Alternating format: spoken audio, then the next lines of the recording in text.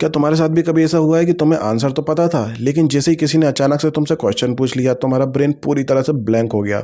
School में teacher ने खड़ा कर दिया, इंटरव्यू में एचआर ने एक आसान सा सवाल पूछ लिया, या जिस इंसान को तुम इम्प्रेस करना चाहते थे उसके सामने आती सारी चीज़ें भूल गए। लेकिन सबसे अजीब बात पता है तुम्हें क्या होती है? वही परफेक्ट रिप्लाई तुम्हें 5 मिनट बाद याद आ जाता है। तब सिर्फ एक ही बात दिमाग में चलती कि यार काश उस टाइम में आंसर दे देता। अगर तुम्हारे साथ भी ऐसा होता है तो आज की वीडियो तुम्हारे लिए है, क्योंकि आज मैं तुम्हें सिर्फ कम्युनिकेशन स्किल नहीं सिखाने वाला, बल्कि तुम्हें यह समझाने वाला हूँ कि सही समय पर तुम्हारा ब्रेन तुम्हारे साथ क्यों छोड़ देता है। और बिलीव मी, जिस दिन तुमने ये समझ लिया उस दिन तुम्हारे बोलने का तरीका पूरी तरह से बदल जाएगा। देखो, ज़्यादातर लोग सोचते हैं कि कम्युनिकेशन स्किल का मतलब होता है फ्लुएंट इंग्लिश बोलना, बड़े बड़े वर्ड्स यूज़ करना, हर सिचुएशन में सेवेज रिप्लाई देना। लेकिन रियलिटी इससे बिल्कुल अलग होती है। मैंने साइकोलॉजी, न्यूरोसाइंस और दुनिया के कुछ बेहतरीन स्पीकर्स को स्टडी करा है, और एक बात नोटिस करी है, जिन लोगों को हम नेचुरली कॉन्फिडेंट समझते हैं वो हमसे ज़्यादा इंटेलिजेंट नहीं होते, बस उनका ब्रेन प्रेशर में अलग तरीके से काम करता है। यानी असली गेम तुम्हारी लैंग्वेज का नहीं है, तुम्हारे ब्रेन का है। इसलिए अब एक छोटा सा एक्सपेरिमेंट करते हैं। मैं तुमसे एक सवाल पूछता हूँ कि अपने बेस्ट फ्रेंड का नाम बताओ।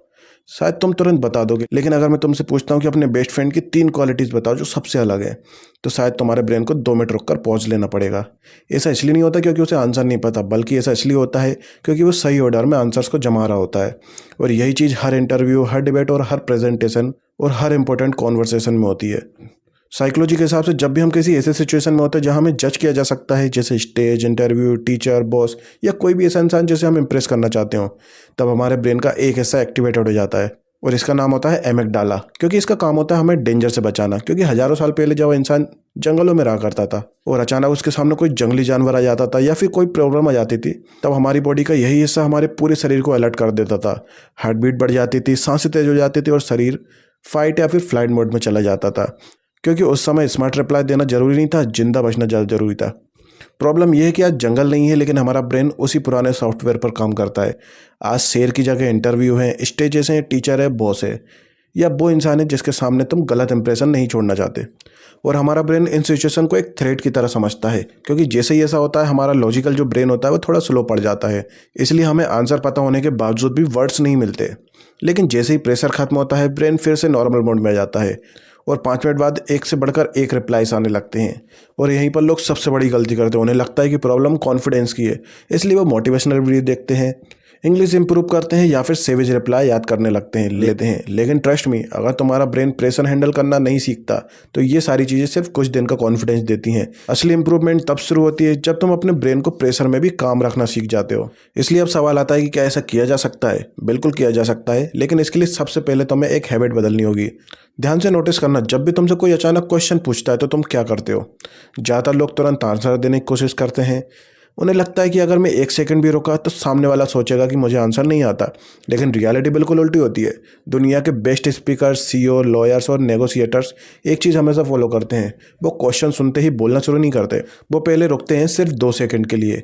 पहले मुझे भी अजीब लगता था, लेकिन जब मैंने इसके पीछे की साइकोलॉजी समझी तब मुझे पता चला कि हमारा ब्रेन बोलने से कई गुना तेज सोचता है। इसलिए अगर हम बिना रोके बोलना शुरू कर दें तो आधे थॉट्स बाहर रह जाते हैं और आधे अंदर रह जाते हैं। इसलिए जब भी अगली बार तुमसे कोई क्वेश्चन पूछे तो खुद पर एक छोटा सा एक्सपेरिमेंट करो। तुरंत आंसर मत दो, बस एक डीप ब्रीथ लो, 2 सेकंड रुको और फिर बोलना शुरू करो। शुरुआत में तुम्हें थोड़ा वियर्ड लगेगा, लेकिन कुछ दिनों बाद तुम नोटिस करोगे कि तुम्हारे आंसर्स पहले ज़्यादा क्लियर, लॉजिकल और कॉन्फिडेंट हो गए हैं। लेकिन यहाँ एक प्रॉब्लम और है, सिर्फ 2 सेकंड रुकने से कोई ग्रेटेस्ट कम्युनिकेटर नहीं बन जाता। क्योंकि अगर ब्रेन के अंदर ही क्वालिटी थॉट्स नहीं होंगे तो बाहर क्या निकलेगा। इसलिए अब अगला स्टेप आता है अपने ब्रेन के थिंकिंग स्पीड को अपग्रेड करना। और बिलीव मी, यही वो स्टेप है जिसे फॉलो करने के बाद तुम्हारे रिप्लाईज, डिसीजन मेकिंग और कम्युनिकेशन तीनों बदल सकते हैं। इसलिए अब सवाल आता है कि अगर प्रॉब्लम हमारे ब्रेन की है तो उसे ट्रेन कैसे किया जाए। क्योंकि सिर्फ ये जान लेना कि एमिगडाला प्रेशर में एक्टिवेट हो जाता है, हमारी कम्युनिकेशन इंप्रूव नहीं होने वाली। उसके लिए एक्शंस लेने पड़ेंगे, और सबसे पहला रूल है प्रेशर से भागो मत, उसे प्रैक्टिस का हिस्सा बनाओ। ज़्यादातर लोग सोचते हैं कि पहले कॉन्फिडेंस आएगा फिर मैं लोगों के सामने बोलूंगा, लेकिन रियलिटी बिल्कुल उल्टी है। पहले तो मैं बोलना पड़ेगा, तभी कॉन्फिडेंस आएगा। क्योंकि कॉन्फिडेंस कोई फीलिंग नहीं है जो सुबह उठते ही आ जाएगी। कॉन्फिडेंस सक्सेसफुल एक्सपेरिमेंट का रिजल्ट है। जितनी बार तुम प्रेशर वाली सिचुएशन फेस करोगे उतना ही ज़्यादा तुम्हारा ब्रेन उसे नॉर्मल समझने लगेगा। इसलिए अगर तुम्हें कम्युनिकेशन इंप्रूव करनी है तो रोज़ अपने ब्रेन को थोड़ा अनकंफर्टेबल बनाओ। अगर क्लासरूम में हो तो कम से कम एक क्वेश्चन का आंसर देने की कोशिश करो। ऑफिस में हो तो मीटिंग में एक पॉइंट रखने की कोशिश करो। अगर ये मुश्किल लगता है तो अपने फ़ोन का कैमरा ऑन करो और किसी भी रैंडम टॉपिक पर सिर्फ 1 मिनट बोलो। शुरुआत में तुम अटकोगे, वर्ड्स भूलोगे और खुद को देखकर हंसोगे भी, लेकिन याद रखना, हर ग्रेट स्पीकर कभी ना कभी कैमरे के सामने ऐसे ही अटका था। फर्क सिर्फ इतना है कि उन्होंने प्रैक्टिस नहीं छोड़ी, लेकिन प्रैक्टिस तभी रिजल्ट देगी जब तुम्हारा ब्रेन फास्ट भी होगा। सोचो, अगर किसी कंप्यूटर का प्रोसेसर ही स्लो है तो चाहे सॉफ्टवेयर कितना ही अच्छा क्यों ना हो, परफॉर्मेंस अच्छी नहीं होगी। और हमारा ब्रेन भी बिल्कुल ऐसा ही है। अगर तुम्हारी थिंकिंग स्लो है तो सिचुएशन बदलने से पहले तुम्हारा रिप्लाई तैयार नहीं होगा। इसलिए अपने ब्रेन को रोज चैलेंज करना शुरू करो। चेस खेलो, सुडोकू सोल्व करो, लॉजिक पजल्स करो और डेली लाइफ की चीज़ों को एनालाइज करो।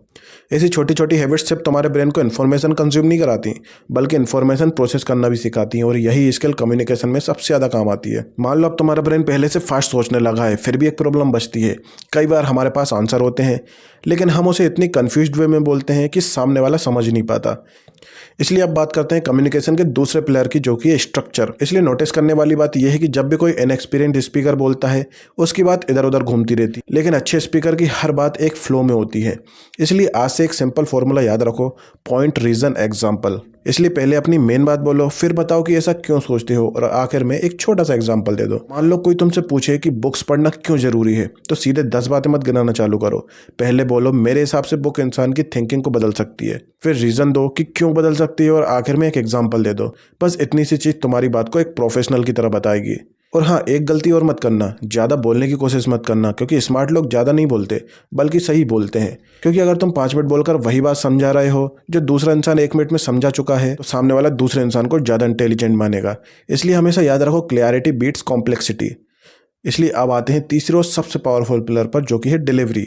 क्योंकि दुनिया की सबसे अच्छी इन्फॉर्मेशन भी बेकार है अगर उसे सही तरीके से डिलीवर न किया जाए।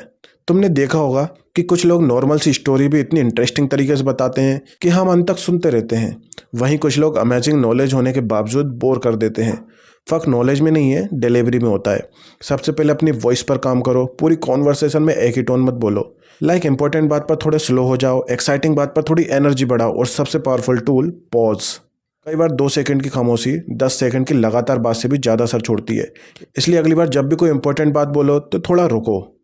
इससे सामने वाले को तुम्हारी बात समझने का टाइम मिलेगा और तुम्हारी बात का इम्पैक्ट भी बढ़ जाएगा। इसके बाद आती है बॉडी लैंग्वेज। अगर तुम्हारा पोस्चर झुका हुआ है, आई कांटेक्ट नहीं है और तुम लगातार नीचे देख रहे हो, तो सामने वाला तुम्हारे वर्ड से पहले तुम्हारा कॉन्फिडेंस को जज करेगा।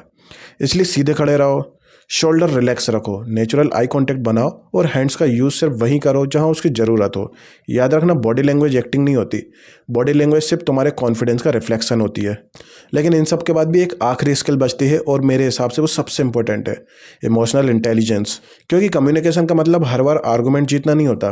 कई बार उसका सबसे पावरफुल रिप्लाई वो होता है जो दिया ही नहीं जाए। क्योंकि अगर कोई गुस्से में है और तुम भी उसे गुस्से में जवाब दे रहे हो, तो वहाँ पर 2 लोग बात नहीं कर रहे, 2 इमोशंस लड़ रहे हैं। इसलिए अगली बार जब कोई तुम्हें ट्रिगर करे, तुरंत रिएक्ट मत करो।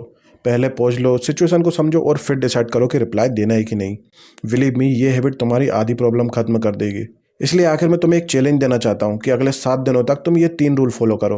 पहला, कोई भी क्वेश्चन सुनते ही तुरंत आंसर मत दो, पहले 2 सेकंड रुककर सोचो। दूसरा, हर दिन कम से कम 1 मिनट कैमरे के सामने किसी भी टॉपिक पर बोलो।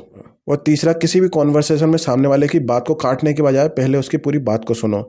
अगर तुमने ये चैलेंज ईमानदारी से पूरा कर लिया, तो तुम्हें खुद से महसूस होगा कि तुम्हारा कॉन्फिडेंस बढ़ रहा है, तुम्हारे वर्ड्स क्लियर हो रहे हैं, और सबसे बड़ी बात, अब तुम्हारा ब्रेन पहले की तरह प्रेशर में फ्रीज नहीं होता।